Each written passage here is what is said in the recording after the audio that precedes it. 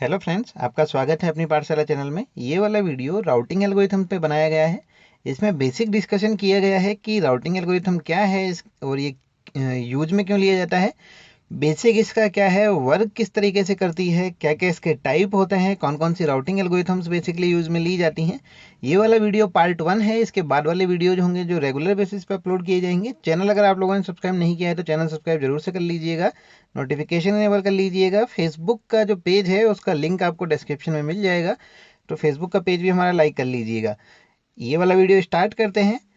Routing algorithm समझने से पहले पहले ये देख लेते हैं कि राउटर जो है आपका, उसका वर्क क्या होता है। राउटर की अगर हम बात करें तो राउटर क्या है, एक डिवाइस है आपकी। नेटवर्किंग डिवाइसेज पे एक वीडियो पहले अपलोड किया जा चुका है, उसमें इसके बारे में डिस्कशन किया गया था। बेसिक अगर हम राउटर का देखें तो राउटर जो होता है वो बेसिकली 2 प्रोसेस करता है। जो 2 प्रोसेस ये करता है उनमें से जो पहली प्रोसेस होती है, पहली प्रोसेस करती क्या है, one of them handles each packet as it arrives. जो पैकेट्स रिसीव होते हैं उन पैकेट को रिसीव करती है, looking up to the outgoing line to use for it in the routing tables.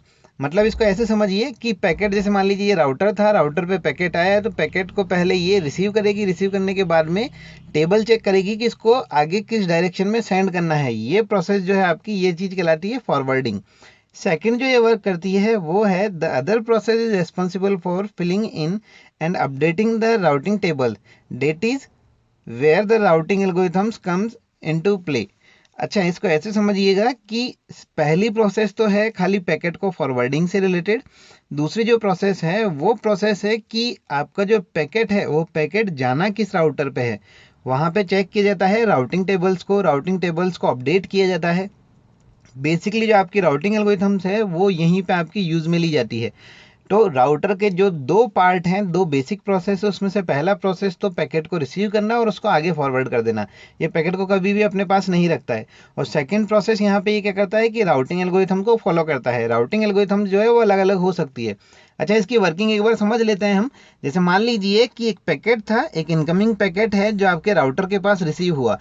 यहाँ तक रिसीव होने तक ये इसकी पहली प्रोसेस कहलाएगी। मतलब एक पैकेट था, इनकमिंग पैकेट, जो इसको रिसीव हुआ, उसके बाद अब इस पैकेट को इसको आगे फॉरवर्ड करना है। अच्छा, फॉरवर्ड जब करेगा तो यहीं से ही आपकी सेकंड जो पार्ट है, इसका सेकंड जो प्रोसेस है वो फॉलो करना स्टार्ट कर देता है। मतलब जो फॉरवर्डिंग की जानी है वो किस कॉन्सेप्ट में की जानी है, तो नेक्स्ट जो पार्ट है इसका वो है फॉरवर्डिंग।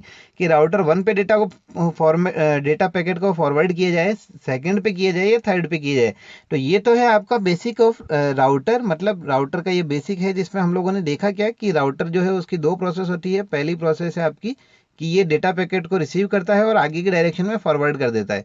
अच्छा, किस डायरेक्शन में फॉरवर्ड करेगा, कौन कौन से राउटर्स जो होंगे जिनकी टेबल्स के अंदर डेटा को ये अपडेट करता जाएगा, ये चीज़ सेकंड होती है, सेकंड प्रोसेस जो होती है आपकी राउटिंग एल्गोरिथम। अच्छा, राउटिंग एल्गोरिथम की अगर हम बात करें तो राउटिंग एल्गोरिथम बेसिकली क्या है, इसको ऐसे बोल सकते हैं हम कि ये कुछ रूल्स हैं जो फॉलो किए जाते हैं।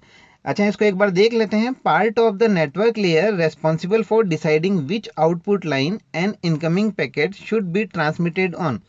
मतलब इसको ऐसे समझिएगा कि कौन सी आउटगोइंग लाइन पे जो इनकमिंग पैकेट था उसको आगे ट्रांसफर किया जाए, तो इसके लिए रेस्पॉन्सिबल होती है आपकी राउटिंग एल्गोरिथम।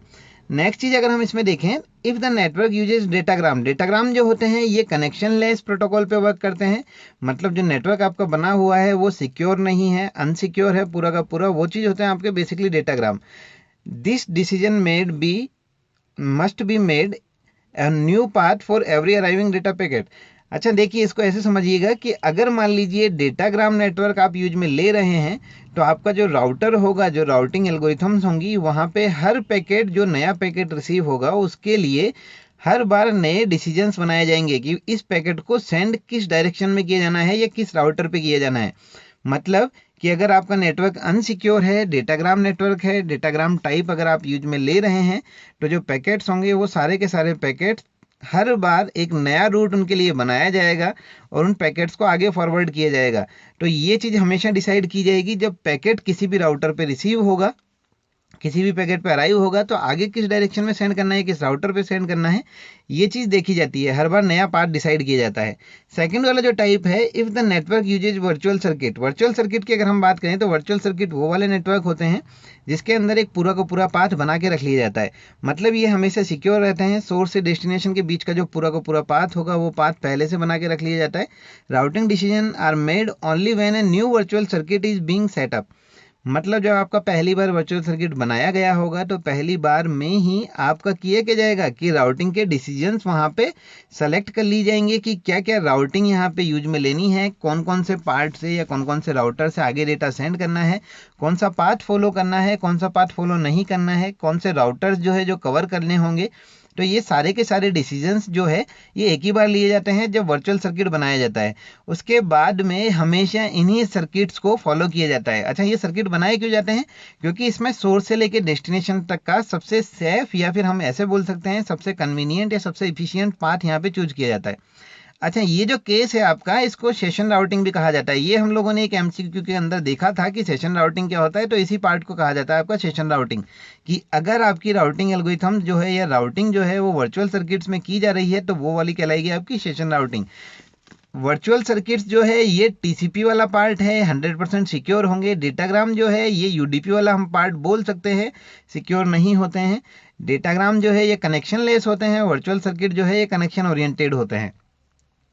नेक्स्ट अगर हम देखें desired properties of routing algorithm, मतलब राउटिंग एल्गोरिथम जो है उनके लिए क्या क्या चीज़ें या क्या क्या प्रॉपर्टीज हैं जिनको फॉलो किया जाता है।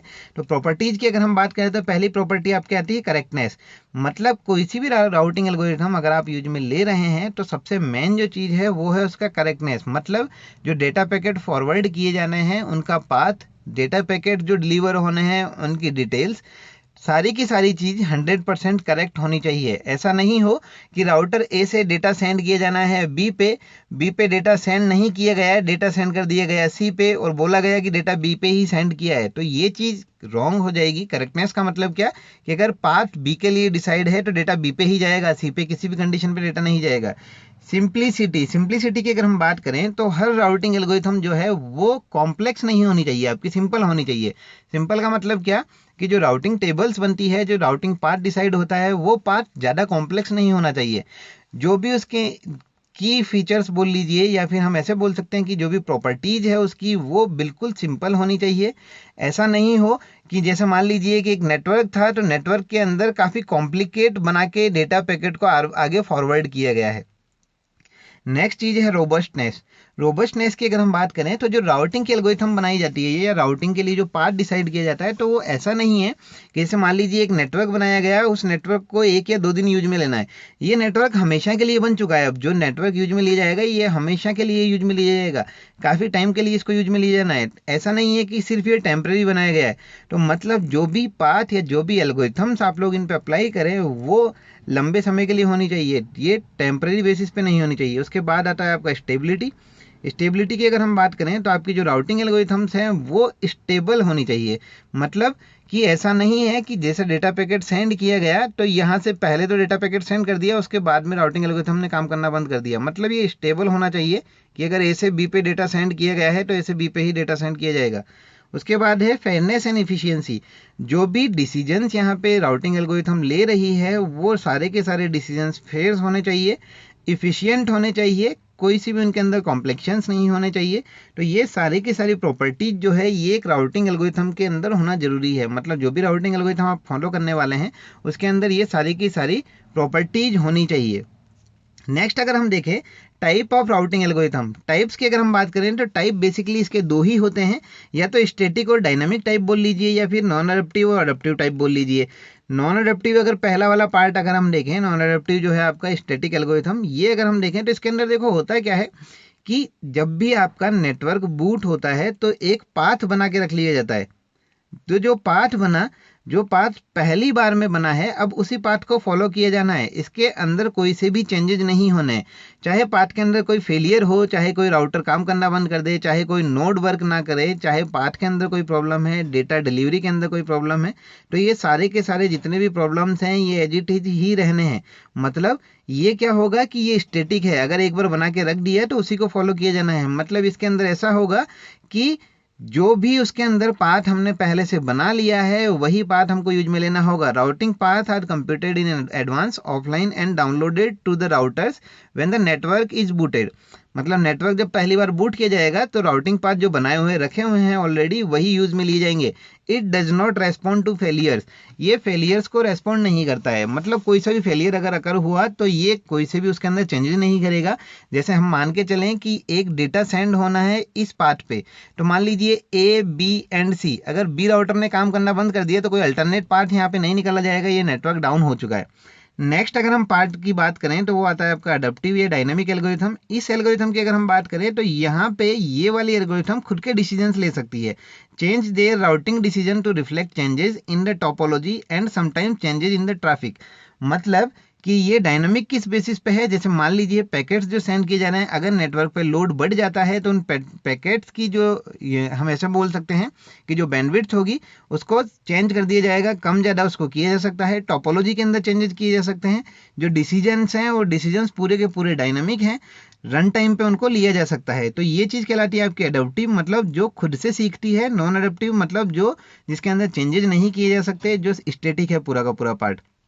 तो ये बेसिकली दो टाइप होते हैं आपके एल्गोरिथम के, या तो एल्गोरिथम होगी स्टैटिक या फिर होगी डायनामिक। स्टैटिक जो है वो कहलाती है आपकी नॉन अडप्टिव, डायनामिक जो है वो कहलाती है आपकी अडप्टिव। नेक्स्ट पार्ट अगर हम देखें तो नेक्स्ट आती है आपकी राउटिंग एल्गोरिथम्स की। कौन कौन सी राउटिंग एल्गोरिथम्स हैं जो हमको कवर कर लेनी है। तो राउटिंग एल्गोरिथम्स की अगर हम बात करें तो इसमें बेसिक जो है वो है शॉर्टेस्ट पाथ राउटिंग। सेकंड आती है आपकी फ्लडिंग। नाम से ही यहाँ पे लग रहा होगा कि यहाँ पे जो डेटा पैकेट्स होते हैं वो पूरे के पूरे नेटवर्क में एक राउटर से जितने भी राउटर कनेक्टेड हैं सभी पे सेंड कर दिए जाते हैं। उसके बाद आती है आपकी डिस्टेंस वेक्टर राउटिंग, इसको बेलमैन फोर्ड राउटिंग भी कहा जाता है। लिंक स्टेट राउटिंग इसके बाद में आती है। यहाँ पे अलग अलग टाइप के पैकेट्स बनते हैं, ये हम लोग आगे वाले वीडियो में देखेंगे। उसके बाद आती है आपकी हियरार्चिकल राउटिंग। हियरार्चिकल राउटिंग जो है ये भी एक टाइप है, इंपॉर्टेंट है। ब्रॉडकास्ट राउटिंग, मल्टीकास्ट राउटिंग और एनीकास्ट राउटिंग, ये तीनों के तीनों जो है ये कास्टिंग के ऊपर है। डेटा पैकेट्स को यूनिकास्ट किया जाएगा, मल्टीकास्ट किया जाएगा, ब्रॉडकास्ट किया जाएगा। ये तीनों राउटिंग एल्गोरिथम्स इसके ऊपर डिपेंडेंट है। तो ये वाला जो पार्ट था इसमें सिर्फ हमने ये देखा है कि राउटिंग होता क्या है, राउटिंग वर्क कैसे करता है, राउटिंग की एल्गोरिथम जो है वो क्या है। जितने भी चीज़ें थी यहाँ पे बेसिक वो हम लोगों ने क्लियर कर ली है। राउटर जो है वो किस तरह से काम करेगा, राउटर या रूटर जो भी हम इसको बोलें। एल्गोरिथम जो है वो कौन कौन सी होंगी, किस किस तरीके से वर्क करती हैं। एडप्टिव, नॉन एडप्टिव दो एल्गोरिथम्स हैं आपकी। रूटिंग के जो डिसीजंस ले वो होगी डायनामिक, जो डिसीजन ना ले पाए वो होगी स्टैटिक। तो ये सारा का सारा पार्ट हो गया आपका राउटिंग एल्गोरिथम्स का। ये वाला जो वीडियो था ये बेसिक इंट्रोडक्शन था। नेक्स्ट वाले वीडियो के अंदर हम इन एल्गोरिथम्स में से एक एक या दो एल्गोरिथम कवर कर लेंगे। तो नेक्स्ट वाले जो वीडियोज होंगे वो आपको रिसीव होते रहे नोटिफिकेशन, तो इसलिए आप बेल आइकन पे क्लिक करके नोटिफिकेशन जरूर से इनेबल कर लीजिएगा। चैनल सब्सक्राइब अगर अभी तक नहीं किया है तो चैनल सब्सक्राइब जरूर से कर लीजिएगा। ये वाला वीडियो आपको कैसा लगा हमें जरूर बताइएगा। चैनल सब्सक्राइब जरूर से कर लीजिएगा, शेयर कीजिएगा अपने फ्रेंड्स के साथ में, लाइक जरूर कीजिएगा वीडियो को अगर आपको पसंद आता है तो। Thank you.